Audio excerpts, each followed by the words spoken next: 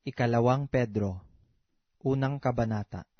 Si Simon Pedro na alipin at apostol ni Hesukristo, sa nagsipagkamit na kasama namin ng mahalagang pananampalataya sa katuwiran ng ating Diyos at tagapagligtas na si Hesukristo. Biyaya at kapayapaan ang sa inyo'y dumami sa pagkakakilala sa Diyos at kay Jesus na Panginoon natin. Yamang ipinagkaloob sa atin ng Kanyang banal na kapangyarihan ang lahat ng mga bagay na nauukol sa kabuhayan at sa kabanalan, sa pamamagitan ng pagkakakilala sa Kanya na tumawag sa atin sa pamamagitan ng Kanyang sariling kaluwalhatian at kagalingan. Na dahil dito ay ipinagkaloob niya sa atin ang Kanyang mahahalaga at napakadakilang pangako, upang sa pamamagitan ng mga ito ay makabahagi kayo sa kabanalang mula sa Diyos, yamang nakatanan sa kabulukang nasa sanglibutan dahil sa masamang pita. Oo, at dahil din dito, sa pagkaragdag sa ganang inyo ng buong sikap, ay ipamahagi ninyo sa inyong pananampalataya ang kagalingan, at sa kagalingan ay ang kaalaman,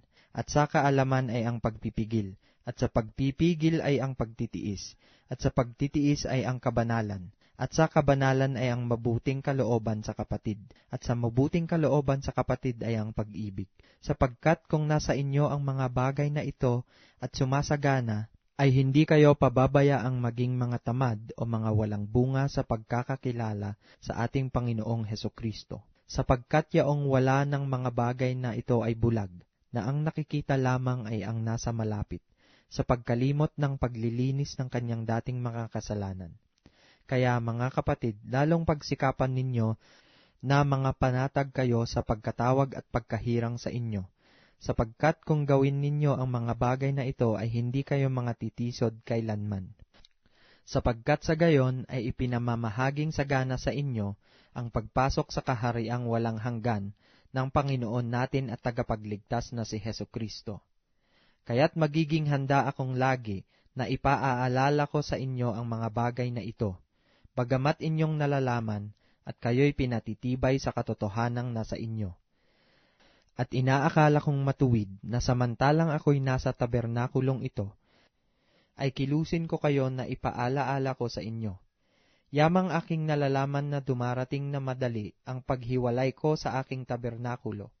na gaya ng ipinahiwatig sa akin ng Panginoon nating Hesukristo. Oo, pagsisikapan ko na sa tuwi-tuwi na, pagkamatay ko'y inyong maalaala ang mga bagay na ito, sapagkat kami ay hindi nagsisisunod sa mga kathang ginawang mainam, noong aming ipinakilala sa inyo ang kapangyarihan at pagparito ng ating Panginoong Hesukristo, kundi kami ay naging mga saksing nakakita ng kanyang karangalan, sapagkat siya'y tumanggap sa Diyos Ama ng karangalan at kaluwalhatian, nang dumating sa kanya ang isang tinig mula sa marangal na kaluwalhatian. Ito ang sinisinta kong anak na siya kong kinalulugdan, at ang tinig na ito ay aming narinig na nanggaling sa langit, nang kami ay kasama niya sa banal na bundok. At kami ay mayroong lalong panatag na salita ng hula, na mabuti ang inyong ginagawa kung ito'y inyong sinusundan, na gaya ng isang ilawang lumiliwanag sa isang dakong madilim, hanggang sa pagbubukang liwayway, at ang tala sa umaga ay sumilang sa inyong mga puso,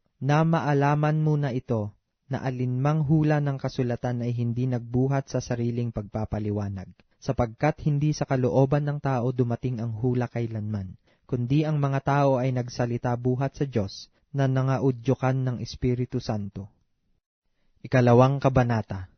Ngunit may nagsilitaw din naman sa bayan ng mga bulaang propeta, na gaya naman sa inyo ay magkakaroon ng mga bulaang guro, na mangagpapasok sa lihim ng mga makakapahamak na mga hidwang pananampalataya, na itatatwa pati ang Panginoon na bumili sa kanila, na mangagtataglay sa kanilang sarili ng madaling pagkapahamak. At maraming magsisisunod sa kanilang mga gawang mahahalay, na dahil sa kanila ay pagsasalitaan ng masama ang daan ng katotohanan, at sa kasakiman sa mga pakunwaring salita ay ipangangalakal kayo na ang hatol nga sa kanila mula ng una ay hindi nagluluwat at ang kanilang kapahamakan ay hindi nagugupiling. Sapagkat kung ang Diyos ay hindi nagpatawad sa mga anghel ng mangagkasala ang mga yaon, kundi sila'y ibinulid sa impyerno at kinulong sa mga hukay ng kadiliman upang ilaan sa paghuhukom, at ang dating sanglibutan ay hindi pinatawad, datapwat iningatan si Noe na tagapangaral ng katuwiran, na kasama ng ibang 7 pa, noong dalhin ang pagkagunaw sa sanglibutan ng masasama. At pinarusahan niya ng pagkalipol ang mga bayan ng Sodoma at Gomora,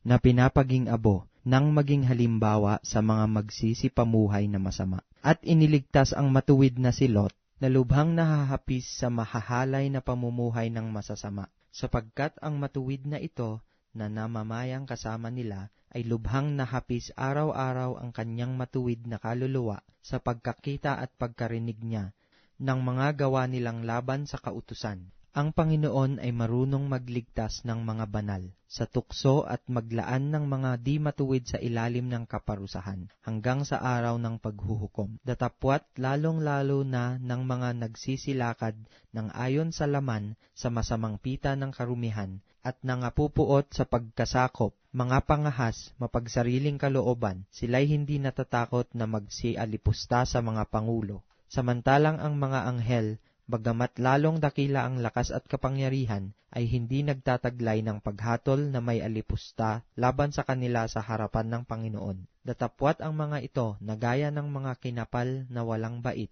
na ipinanganak na talagang mga hayop upang hulihin at lipulin, na nagsisialipusta sa mga bagay na hindi nila nalalaman, ay walang pagsalang lilipulin sa kanila ring pagkalipol, na nangagbabata ng masama na kabayaran ng gawang masama. Palibhasa'y inaari nilang isang kaligayahan ang magpakalayaw kung araw, mga dungis at kapintasan, na nangagpapakalayaw sa kanilang mga daya. Samantalang sila'y nangakikipagpiging sa inyo, na may mga matang puspos ng pangangalunya, at hindi maaaring maglikat sa pagkakasala, na umaakit sa mga kaluluwang walang tiyaga, na may pusong sanay sa kasakiman, mga anak ng paglait, na pagkaalis sa daang matuwid ay nangaligaw sila. Palibhasa'y nagsisunod sa daan ni Balaam, na anak ni Beor, nag-ibig ng kabayaran ng gawang masama. Datapwat siya'y sinasaway dahil sa kanyang sariling pagsalangsang, na isang asnong pipi ay nangusap ng tinig ng tao at pinigil ang kaululan ng propeta.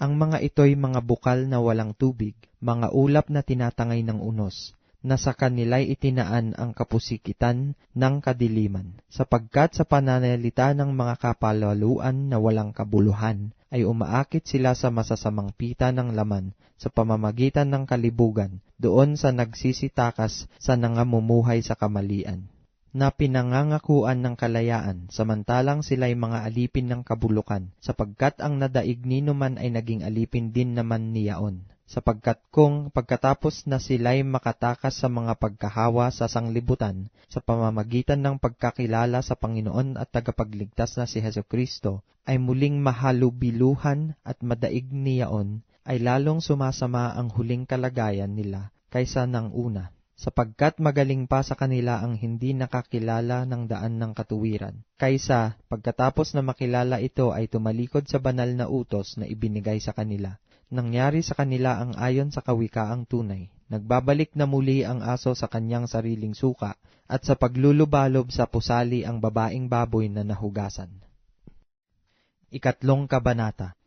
Ito nga ang ikalawang sulat, mga minamahal, na isinusulat ko sa inyo, at sa dalaway ginigising ko ang inyong tapat na pag-iisip sa pamamagitan ng pagpapaalaala sa inyo, upang maalaala ninyo ang mga salitang sinabi ng una ng mga banal na propeta at ang utos ng Panginoon at tagapagligtas sa pamamagitan ng inyong mga apostol, na maalaman muna ito, na sa mga huling araw ay magsisiparito ang mga manunuya na may pagtuya, na magsisilakad ayon sa kani-kanilang masasamang pita, at magsisipagsabi, saan naroon ang pangako ng kanyang pagparito, sapagkat buhat ng araw na mga tulog ang mga magulang, ay nangananatili ang lahat ng mga bagay na gaya ng kalagayan nila mula nang pasimulan ang paglalang. Sapagkat sadyang nililimot nila na mayroong sangkalangitan mula ng unang panahon, at isang lupang inanyuan sa tubig at sa gitna ng tubig sa pamamagitan ng salita ng Diyos, na sa pamamagitan din nito ang sanglibutan noon na inapawan ng tubig ay napahamak. Ngunit ang sangkalangitan ngayon at ang lupa